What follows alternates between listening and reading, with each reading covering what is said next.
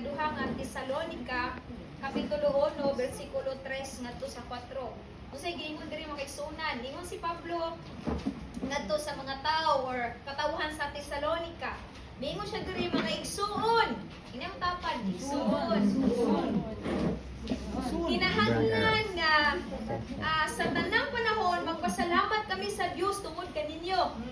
Or in other words, ina naman tapad, nagpasalamat ko sa Dios tungod kanimo. Salamat ko sa Panginoon. Makaingon ba taan na igsuon? Nakasuway ba taan na? Nanay miingon kaninyo nga nagpasalamat ko sa Dios o sa Ginoo tungod kanimo. Amen? Means to say, you are a blessing. Yes. No, means to say, igsuon, dako kay kahimuan ang imong kinabuhi.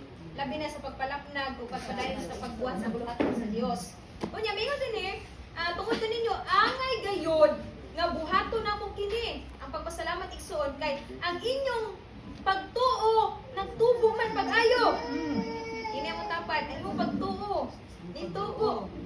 Wala di mo tubo na imong hide. Kasi ang imong pagtuo nagtubo. No, ang inyong pagtuo nagtubo man pag-ayo. Og misamot usab kahugot ang inyong paghigugmaay. Grabe ani no nga pag-commend. Grabe nga pag-comment ni Pablo nga kaigsuonan ngadto ni ini mga tawhana o simbahan no sa Tesalonica.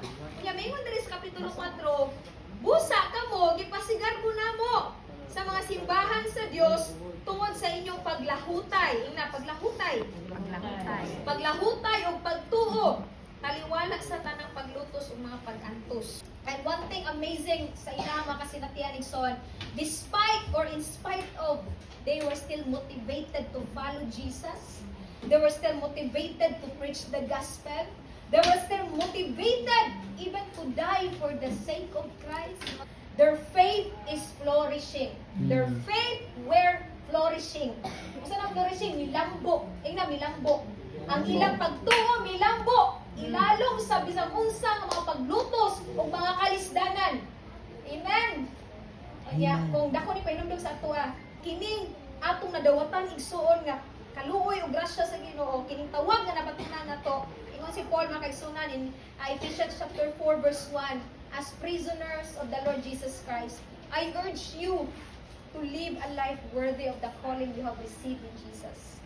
To live a life ano man, masabtan nato kung unsa ni kanindot ato ang kinabuhi nagsunod ka sa Ginoo. Makaingon jud tag Lord, tinudon na po ang paglambaw diha kanimo. Kay gihimo ko nimong takos di ining pagsunod kanimo Ginoo.